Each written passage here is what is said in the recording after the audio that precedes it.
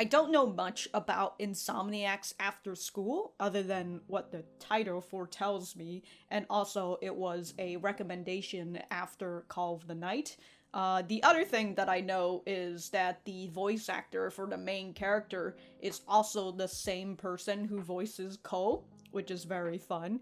He's also the same guy who's voicing Rokudo right now from Rokudo's Bad Girl, so that's also pretty fun. But other than that, I don't really have too much knowledge on this series, so it'll be exciting to get into a series this season that I actually... I was gonna say it was exciting to get into a series that I haven't read the manga on, but I realized that I just watched The Witch from Mercury yesterday. Anyways, if you guys enjoyed my content, remember to leave a like on the video and subscribe if you haven't. And if you didn't like the video, dislike the content and we'll be... I just swapped that. I swapped those two. Alright, you know what? Whatever. You get it. So we're gonna get started.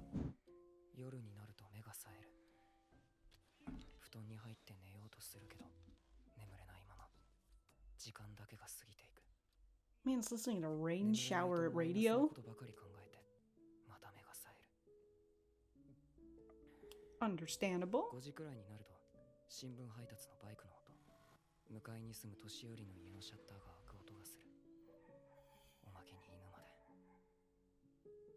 Damn, everybody's walking their dog at like 5 a.m.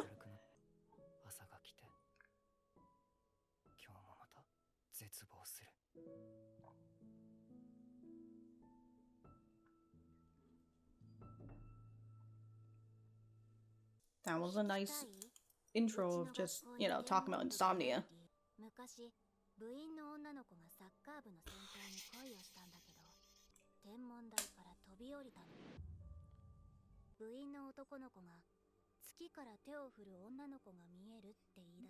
From up the moon? The ghost went to space?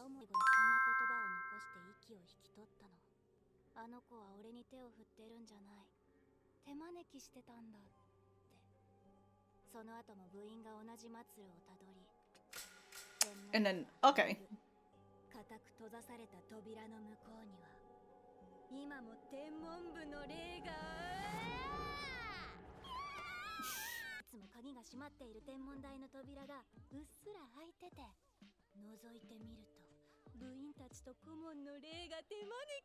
Beckoning her inside.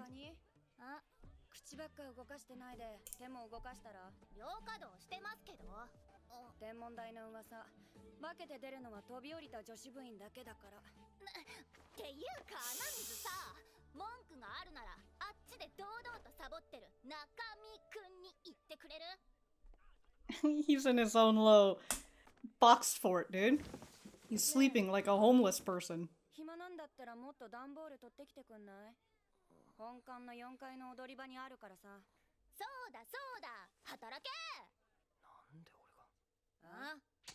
Because you're sleeping.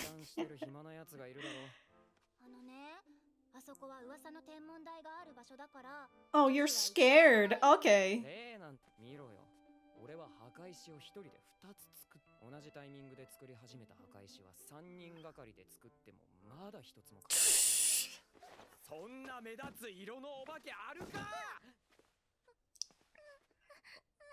You've taken off her mask.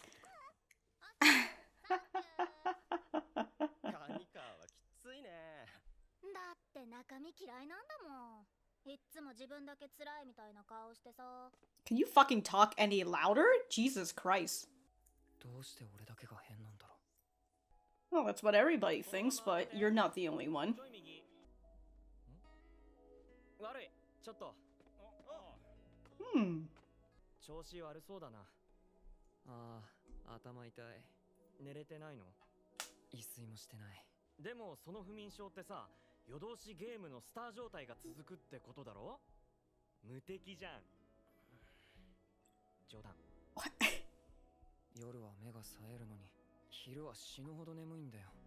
Well, yeah, because you didn't sleep all night.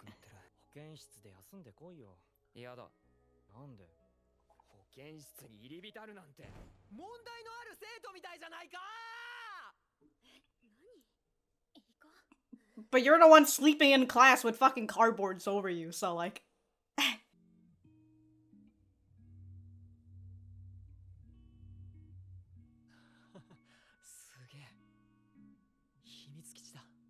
I was gonna say, it's a safe room. Like, the moment that guitar kicked in...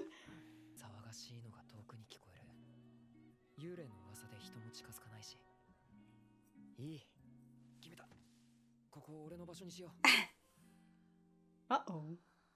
There's someone else here. Must be the ghost that people are talking about.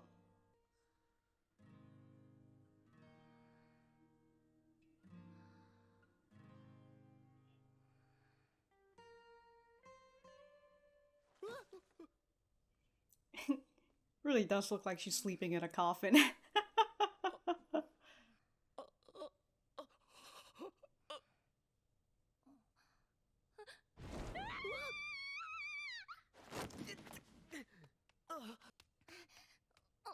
Oh, your shoes? Oh, and everything else, of course.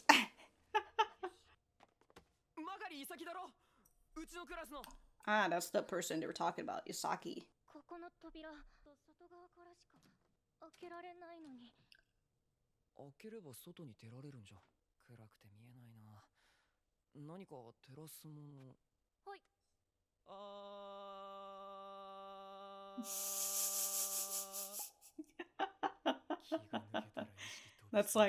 That's like when you accidentally turn on light mode.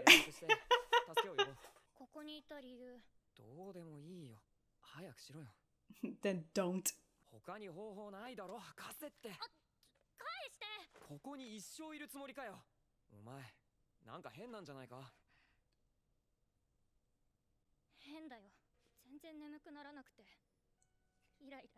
Oh, there you go.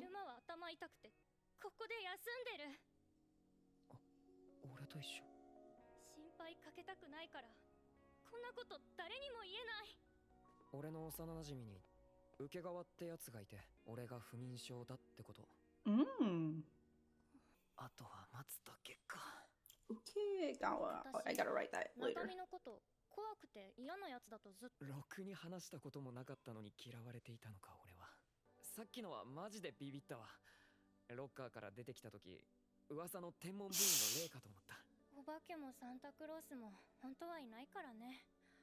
Damn, talk about ruining dreams.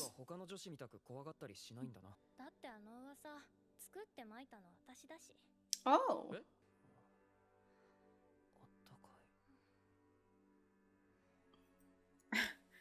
God, you guys are just gonna fall asleep on each other?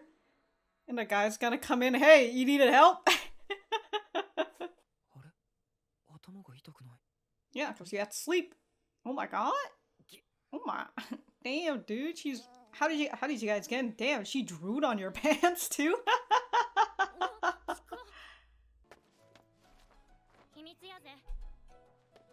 It's a secret, you dig?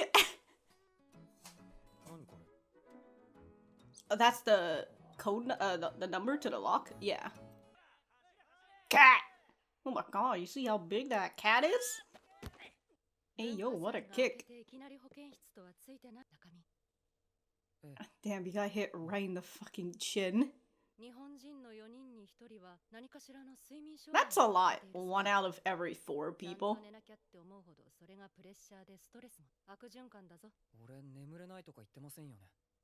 You've got fucking eye bags on you.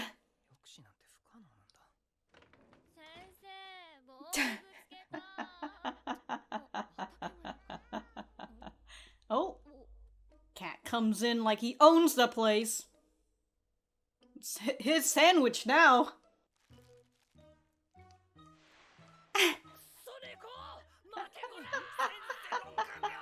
6 seconds. Specifically steals the lettuce. You know that... Actually, I don't know how they make their sandwich there, but I was like, that lettuce might have ranch or mayonnaise on it. Silly cat. It's lactose intolerant. You slept cozy with her last time, shit.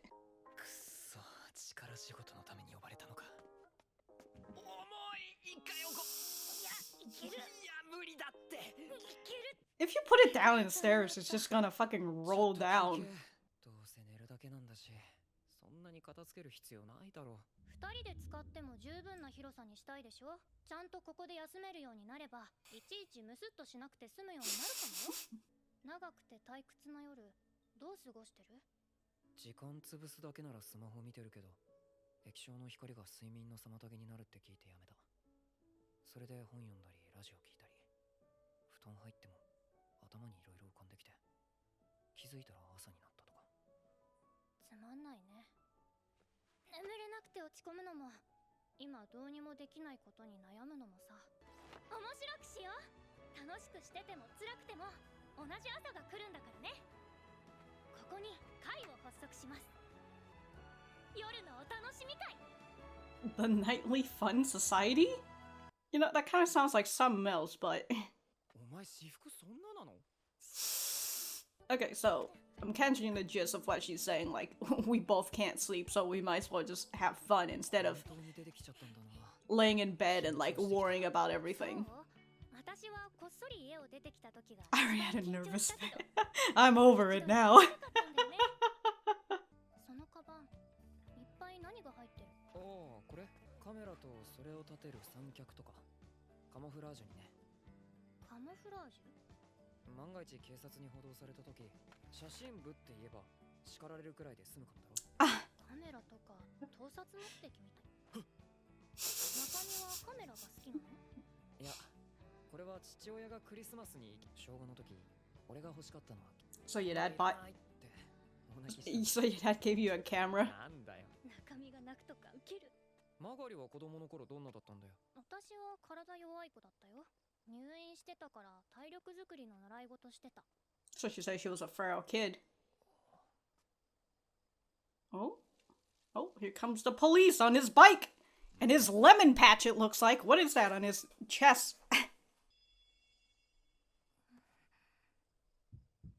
Wait, if you guys were down on the other side of the street, you think that he would have seen you guys run into your... She's just gonna fall asleep right here. Ugh, it's time to take a nap since I'm so stressed out by the police trying to look for me. マガリ、まだ心臓バクバクいってる。Yeah, dude, she could hear your fucking heart beating from your back. 今は全然平気だよ。水泳と体操習って超体柔らかくなったし。Mm-hmm.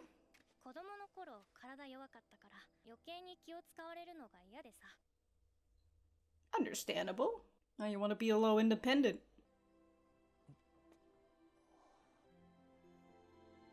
Wow, you know, we usually see these sort of clouds towards the end of the episode. Sorry, towards the end of the series. And also in the day. カメラ好きなんじゃん。せっかく持ってきたから。中身。 Damn, someone's a little photogenic.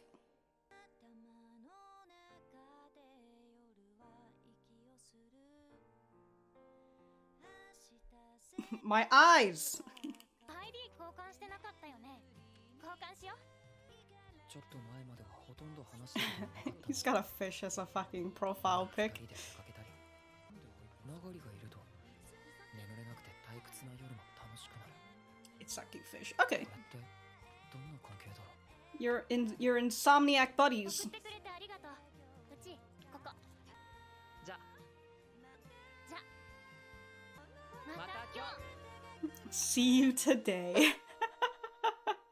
Very nice, very cute. And that's it. Alright, sick. What is that? We didn't even get the, we didn't get an opening, right? We didn't get an opening, or we, Okay. I'll try to figure out if I should be writing notes, and then we will be back to the center. Alright, so that was the first episode of Insomniacs After School. Let me know what you guys think about it in the comments down below. You know that I always like talking to you guys. For me, I thought that this was a pretty good episode, you know? It utilizes all the time that it had, no opening or ending, so it'll be nice to see what it is in the next episode. But... well, you know, I wrote notes, but I'm not really sure if I'm going to be able to use them as talking points, because honestly, that's how I feel about, how I feel about Call of the Night. But I will say, in terms of the topic of insomnia, it's not specifically something that I'm not, well versed in, because, like, I feel personally that I don't really have insomnia. That being said, my sleep schedule is just shit, but that's because of me doing it to myself, you know, because I ended up staying up late very often because I do editing, or I'm just playing video games and I don't really want to go to sleep because I tend to wake up late anyway, so it's totally fine if I sleep at 3 a.m. because I'm gonna wake up at 10 anyway, so, you know, that's like, and in my head, I'm just kind of like, oh, that's about the amount of time that I need to sleep as a human. You know, you need a 6 to 8 hour sleeping cycle. I don't particularly have trouble sleeping, I just refuse to sleep. You know, like I've had times where I couldn't sleep before, you know, like where I'd be able to, where I wouldn't be able to sleep for like the next hour or two, but I usually find sleep eventually. So insomnia is not really something that's like that plagues me, or something that I really experience, you know, or at the very least, perhaps something that I don't experience on a long-term basis, or something that I experience regularly. There you go. Also, my favorite thing about me saying that I don't have a sleep problem is I'm just staring at this melatonin that's just sitting on my desk. I don't have it, alright? I just have melatonin. They taste great, alright? These are great gummies. Anyways, I just wanted to get that out of the way, as to say, if I'm talking about anything that's, like, related to insomnia, take it with, like, a fucking pound of salt, because there's a big possible chance I don't know what the fuck I'm talking about, just like a lot of my discussions. But, alright, with the episode and how it starts off, you know, I do like the way that it showcases the lack of sleep, you know, the time when it's, you know, it's like 5:50 actually. I couldn't read clocks right there. It was like 4:50 and everything, and this boy just cannot sleep. And you can see that, as he mentioned a little bit later as well to his friend Ukegawa, you know, he's like, oh, I tried reading reference manuals to see if it works, and as he's doing it right here, he's trying to listen to, what was it, Rainy Time Podcast or something? Rain Shower Radio, there you go. So, like, he's trying to listen to a podcast, which I assume that he also said that he's tried other things when he was talking to Asaki towards the end of the before they went on their nightly rounds, you know, and how, like, yeah, he used to be on his phone, but then he stopped being on his phone after he found out that he shouldn't be on his phone while he's laying in bed and all that. So it was nice to see this initial segment just talking about insomnia and just giving you a little bit of an understanding of what it would feel like to have insomnia. And as with what Nakami says, my inability to sleep causes a cycle of negative thoughts, and I end up wide awake again out of worry and frustration. And with the whole lack of sleep, you know, he ends up becoming very grumpy. He gets very frustrated easily. And as we see after the whole ghost story thing, we can see an example of how his grumpiness I don't know how I was going to finish that sentence, but how his grumpiness radiates from him, and because of that, his classmates they don't like him. And you know, like, he's out here asleep and everything, but as he said, in a very grumpy manner, you know, he's like, hey, I've already finished these 2 boxes before, and you guys who are all working still haven't done anything. So basically, I've done work for 3 people. Which, perhaps, if he could rephrase that a little bit, it would be a little bit better, but he's lacking sleep and he's frustrated that he got woken up, and especially out of everybody in the room, they decided to pick on him. I mean, I kind of get it I kind of get it initially, where, you know, he says, why me? And I thought to myself, well, that's because, you know, you're fucking, what is it? You're fucking sleeping. But then, after what Connie said, kind of, you know, ticks me off a little bit. I don't know if I'll end up going on a rant about that, but I was looking at this part, right? And I just see these two other boys who are just fucking sitting there and chilling. And it's like, I kind of get it, you know, why of everybody, you know, there are other people as well, kind of like with Nakami saying like, hey, you're the one who's been talking about this fucking ghost story thing instead of freaking working. And we've got these two other boys who are just sitting there, what are they doing? But out of everybody, they decided to pick him.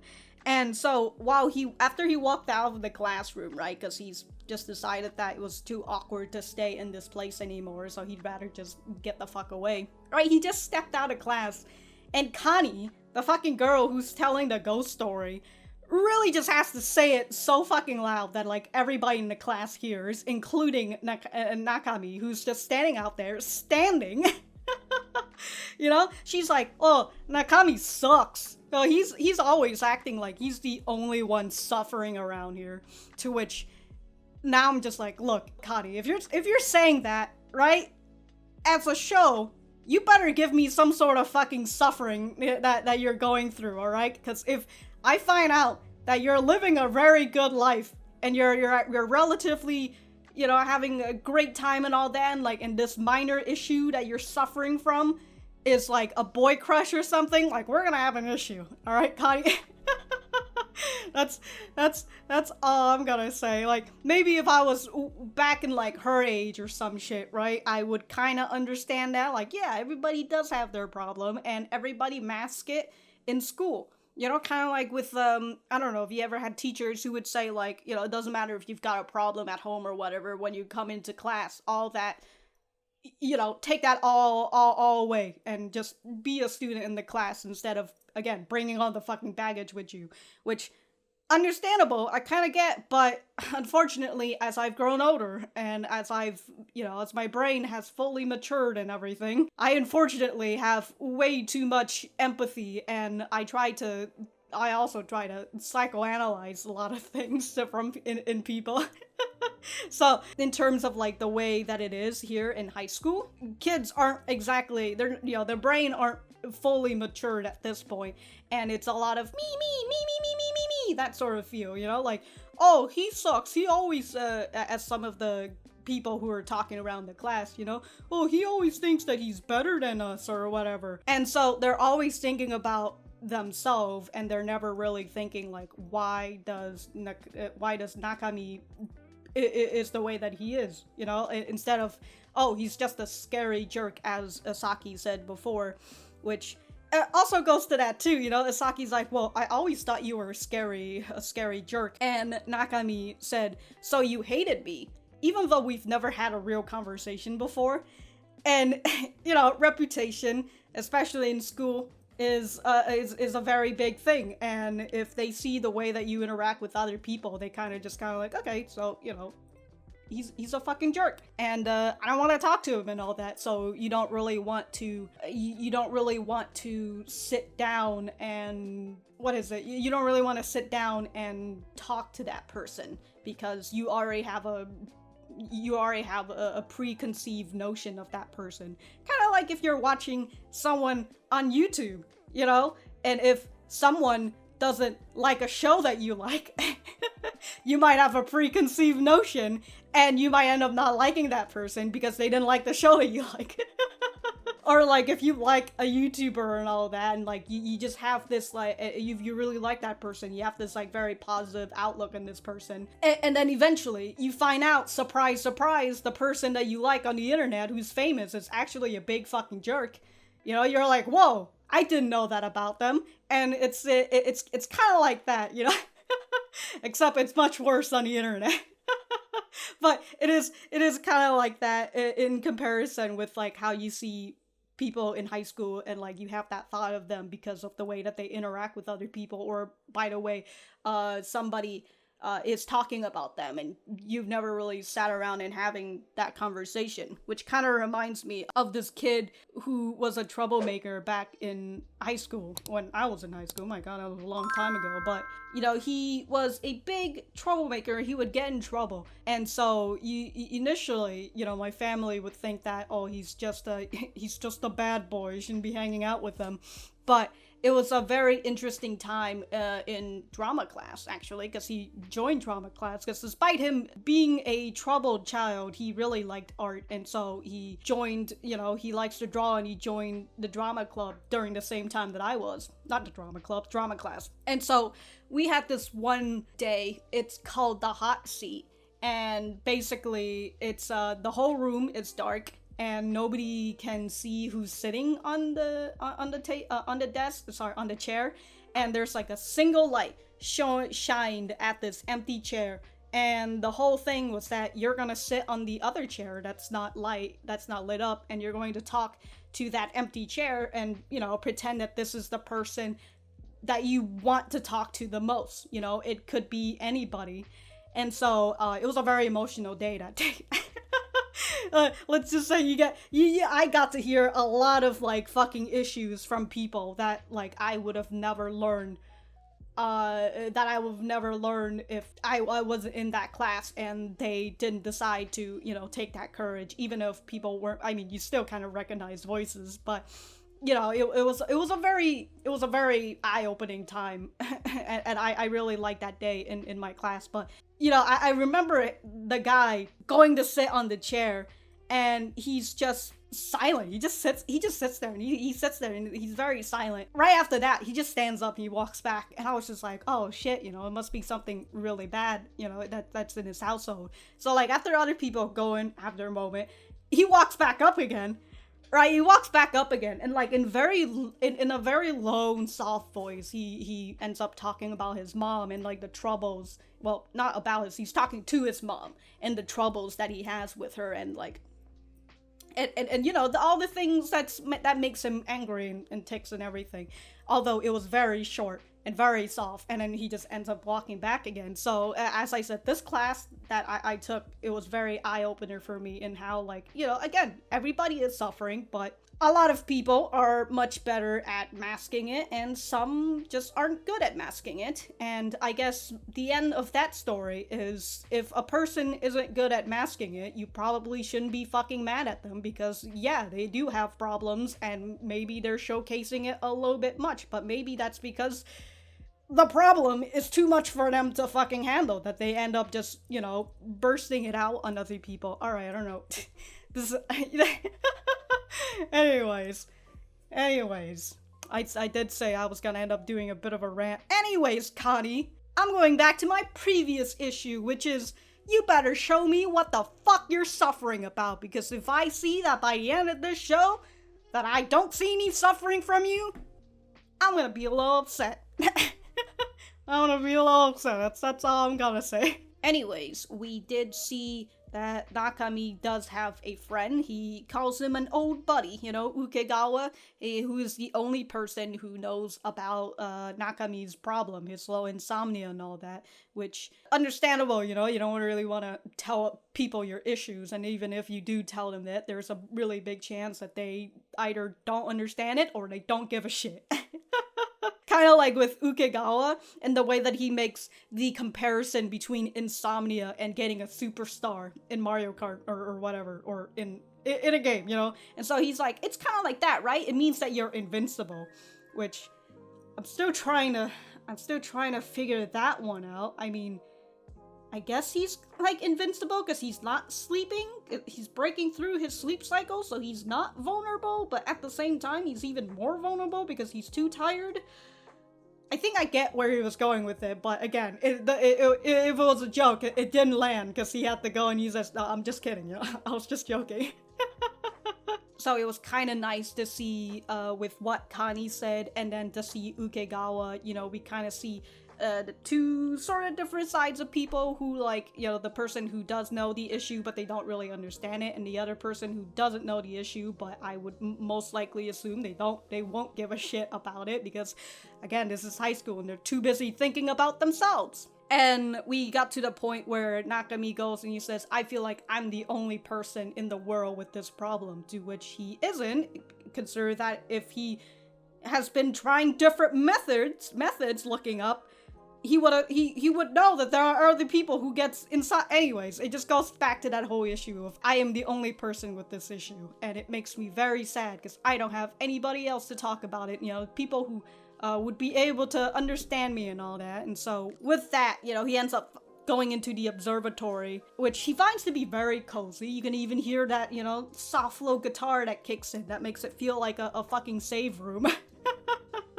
So, you know, he goes in there, he lays down a bed, he's just like, yeah, this is a great place to sleep. And of course, this is where he finds Isaki, who I believe have been skipping classes or skipping recess for the most part just to come into the observatory and to sleep there. She's also the one who made up that rumor about the ghost and everything, and that the lock is hers, which now I'm still trying to figure out, like, are the teachers just fine with, like, the lock being there?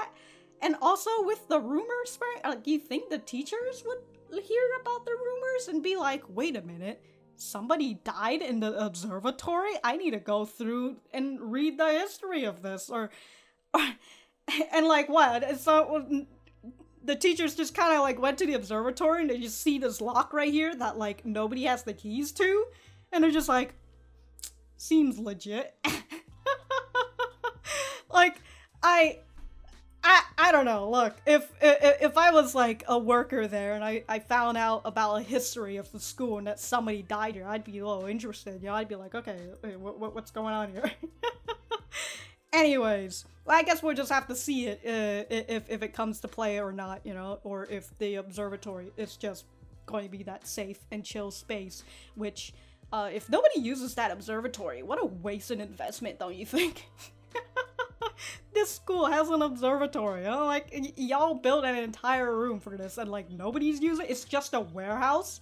What a waste of fucking space. Anyways, we saw the first interaction between Nakami and Isaki, and of course after the whole thought from Nakami, who says, I feel like I'm the only one with this problem. After he ends up pushing Isaki about it, Isaki ends up talking about her insomnia and how she's been having trouble sleeping and everything. And so it was nice to showcase that, again, it's just that nice showcase of you're not the only one with this problem. A lot of people suffer this issue, kind of like with how the nurse says, 1 out of 4 people in Japan gets insomnia, which again is a lot. 1 out of 4. Jesus Christ. Which it's, I guess it's kind of understandable because, like, especially with the way that Japan's workforce is, you know, you work all day, all night, and everything, and like, it's very understandable that people would get insomnia, and just kind of like what she says, it's a vicious cycle because the people know that sleep is precious and they're pressured to sleep, which makes them even more stressed, and it makes it worse for them, and they can't sleep because of that result. So I really like that we were just getting that showcase of, yeah, you're not alone, albeit that was from the nurse who just makes that, you know, he just makes an educated guess, you know, just from the fucking eye bags under him. As Nakami's is like, how did you know about my lack of sleep? I never said anything about this. Of course, you know, he's a little grumpy. He's gonna get a little defensive, especially if it's someone trying to poke into his personal life. Because, you know, he hasn't really said that to anybody except his old buddy, Anisaki. Man, that nurse really be out here like, you gotta control your anger, boy. I was like, damn, dude. It's my favorite thing about getting angry and somebody telling me that you need to control it.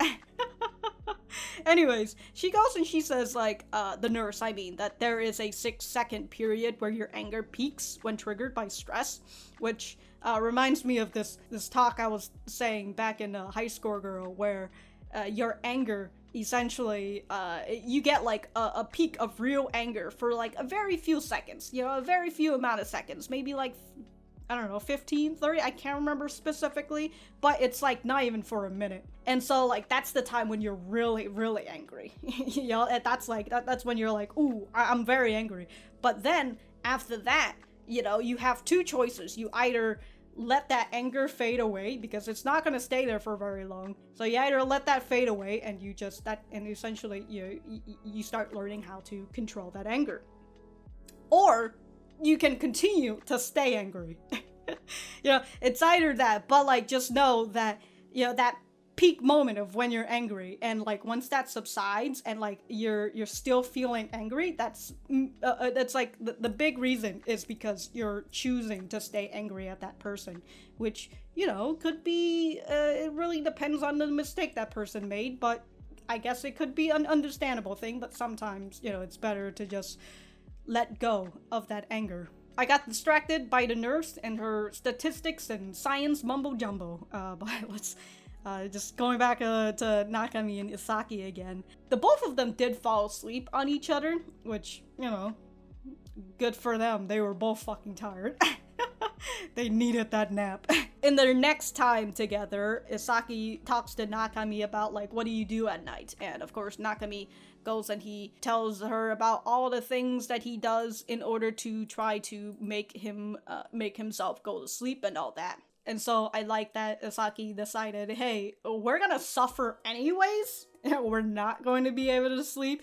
So how about instead of having to stay in bed all day and having to worry about having to go to sleep, why don't we just have fun instead and go out and just explore the town, you know, have a night on the town and everything. And I suppose this is the part where the familiarity of Call of the Night comes out, you know, because you can't sleep, so you're walking, so you've decided to wander the nights, which still sounds like a thing that I wish I could do, but unfortunately I feel a little bit too endangered here, whether it's me possibly getting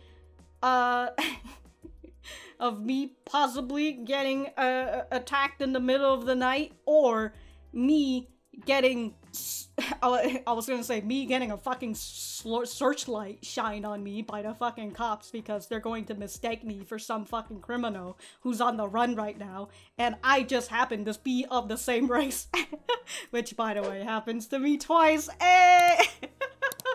Anyways, while they were having fun exploring the night and all that, a cop was coming, and so they decided to hide. And Asaki, who was just out here putting her ear against his back, and and Nakami's heart was just fucking thumping like mad because, you know, they're hiding from authority and all that. A little exciting, don't you think? And, you know, we have Asaki, who almost fell asleep to Nakami's heartbeat, which kind of goes back to the previous scene of the both of them ended up falling asleep with each other. And the only thing I was thinking about that was, man, who needs to have a cuddle buddy service with Nazuna when you guys can just cuddle each other, am I right? Free of charge. Anyways, we're continuing to learn about these two main characters, with Asaki saying that she used to be a weak and frail child, but she's not really weak or frail anymore because of, I would assume, her rehabilitation stuff, you know, having to go through, what is it, I was gonna say athletics classes. You know, she's not that weak and frail child anymore, but because of her past, she doesn't like feeling like she's a burden on people. You know, she would, I assume, would want to be an independent person and not having to have to depend on other people and all that, which is why she wants to keep her insomnia a secret. So it's a very understandable thing. And we also learned a little bit about Nakami and his little camera. You know, he wanted a game console, but his dad gave him a camera instead, and he cried about it when he was like, what, 12 or something? You see, on his 5th grader, because he said he got it his dad gave it to him as a child, which is like, that's an old camera, by the way. I mean, if it works, am I right? 5th grade, yeah, when I was in 5th grade, I really wanted this one video game console, and his dad is like, no more video game, fucking go outside and take pictures, have a hobby instead. Video game isn't a real hobby, says dad. Yeah, and even though he says that, you know, he's like, oh, my dad gave me a camera instead of the gaming console that I want, I cried about it, but we saw in the beginning that he still has it on his desk, so, like, for the most part, that is still something that he keeps as a keepsake, you know, as a present from his dad and all that. But also, towards the end, you know, with seeing how beautiful the cloud is, he's decided that he's going to take pictures after all. So it was very nice, you know, with Asaki saying like, oh, it seems like you do like the camera. So it was very nice, and I do wonder if we're going to continue with that whole picture stuff. So it'll be interesting to see it. And of course, with these sort of shows and having, you know, just having two characters hanging out, I'm always interested to see what the school, how the school will react, you know, how the classmate will react once they start to figure that out, or whether we're going to add other people into the club as well, you know, because they've started the nightly fun club, and like, who else wants to come and join on this nightly fun? So we'll just have to see. But as I said, overall it was a very good episode. I really liked what they showed us here, and of course, you know, trying to get us into the mindset of someone who has insomnia, and perhaps give a little bit more understanding of people who has it and everything. So that is very nice. And yeah, I feel like I've talked my mouth off, so I'm going to if I have anything else to say, I will write it in the description down below. Thank you guys for sticking around, and I will see you guys in the next episode.